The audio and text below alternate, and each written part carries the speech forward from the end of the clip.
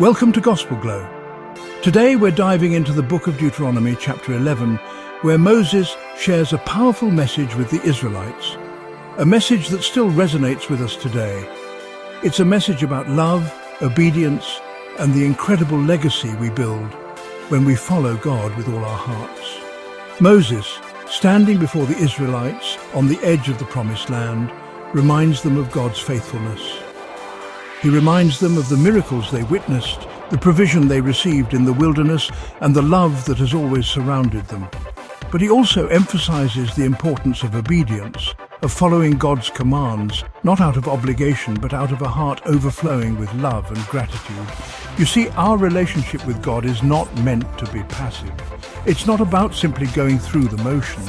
It's about actively choosing to love Him, to serve Him, and to let His word be a lamp unto our feet and a light unto our path. And as we embrace His love and share it with others, we create a ripple effect that impacts not only our lives, but the lives of generations to come.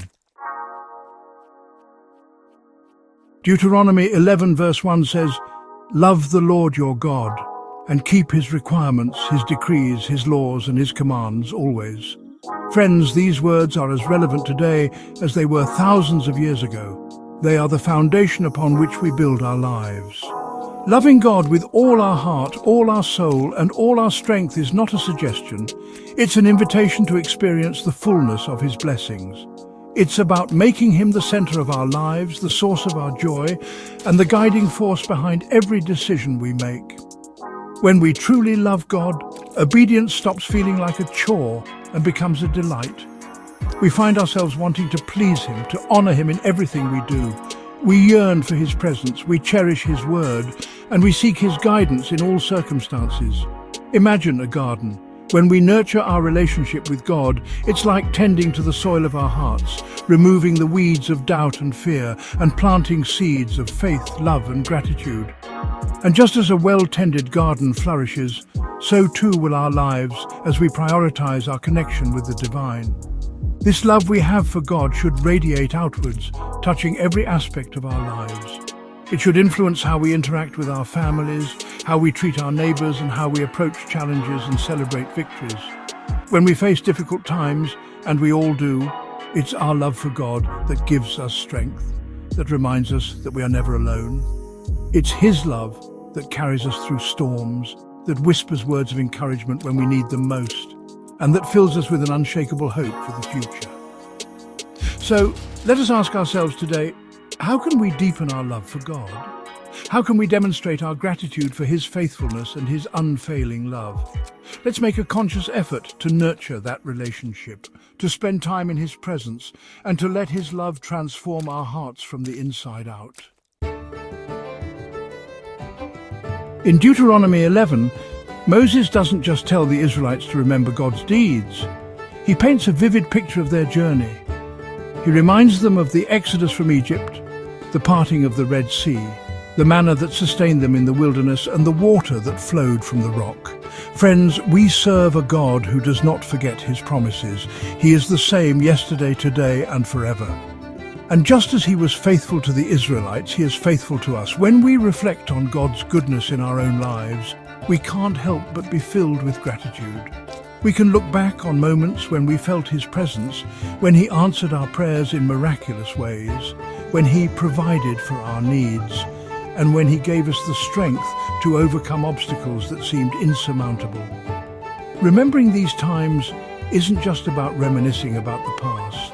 It's about strengthening our faith for the future. It's about reminding ourselves that the God who saw us through yesterday is the same God who will guide us through today and every day to come. When challenges arise, and they inevitably will, we can hold on to the memories of God's faithfulness. We can remind ourselves that He has never abandoned us, that He has always been there, even when we couldn't see Him. And just as Moses shared these stories with the Israelites, we too are called to share our testimonies with others. When we speak about God's goodness, when we share how He has worked in our lives, we not only encourage ourselves, but also inspire those around us. Our stories have the power to ignite faith in the hearts of others, to remind them that they too serve a God who sees them, who hears their prayers, and who is always working behind the scenes on their behalf. So let us be storytellers, sharing the goodness of God wherever we go. Let us be living testimonies of His love, His grace, and His faithfulness, reminding ourselves and others that with God all things are possible. Deuteronomy chapter 11, verses 26 to 28 presents a powerful choice. See, I am setting before you today a blessing and a curse. The blessing, if you obey the commands of the Lord your God that I am giving you today. The curse, if you disobey the commands of the Lord your God, and turn from the way that I command you today by following other gods which you have not known. Obedience, my friends, is not about restriction. It's about alignment with God's will. It's about recognizing that His ways are higher than our ways, that His thoughts are higher than our thoughts, and that He has a plan for our lives far greater than anything we could ever imagine on our own. When we choose to obey God's commands, we open ourselves up to a life of blessing, a life filled with His favor, His peace, and His abundant provision. We position ourselves to receive His guidance, His wisdom, and His protection. Now, I know that the concept of obedience can sometimes feel daunting. We may ask ourselves, can I really live up to God's standards? And the truth is, in our own strength, we can't. But the good news is that we don't have to do it alone. God, in His infinite grace, has given us the Holy Spirit to guide us, to empower us, and to help us live a life that is pleasing to Him. When we surrender our hearts to Him, when we seek His guidance through prayer and through His Word, we tap into a supernatural power that enables us to walk in obedience.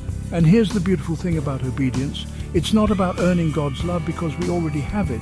It's about expressing our love for Him by valuing what He values, by honoring His Word, and by striving to live a life that reflects His heart. So let's not shy away from obedience, but embrace it as a pathway to blessing, a way to deepen our relationship with God, and a way to experience the fullness of His love and His goodness in our lives.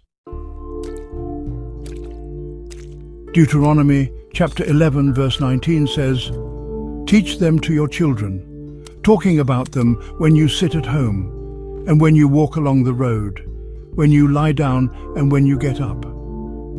Friends, we are called to be keepers of the flame, to pass on the legacy of faith to the next generation. We have a responsibility to teach our children, our grandchildren, and all those who come after us about the goodness of God, the power of His Word, and the importance of living a life that honors Him. This isn't just about Sunday school lessons or bedtime prayers, although those are important.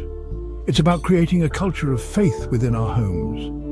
It's about letting our children see us living out our faith every day, letting them hear us talking about God's faithfulness, and letting them witness the joy and the peace that come from having a personal relationship with Him. Imagine a family gathered around the dinner table, sharing stories of God's goodness, thanking Him for His blessings, and praying together for their needs and the needs of others. Imagine parents tucking their children into bed, reading Bible stories, and praying for God's protection and guidance over their lives. These seemingly small moments, these everyday acts of faith, plant seeds in the hearts of our children that have the potential to grow into a deep and abiding love for God. And it's not just about our own families. We have a responsibility to be lights in the world, to share our faith with those around us, and to demonstrate God's love through our actions and our words. When we live authentically for Christ, when we allow His love to shine through us, we create a ripple effect that can impact countless lives for generations to come. So let us embrace the privilege and the responsibility of passing the torch of faith to the next generation. Let us be intentional about creating a legacy of love for God, a legacy of obedience to His Word, and a legacy of sharing His goodness with the world. Thank you for joining us on this journey through Deuteronomy 11. Remember to reflect on God's faithfulness, prioritize your relationship with Him, and share your faith with others. For more inspiring videos, like, share, and subscribe to Gospel Glow. See you next time.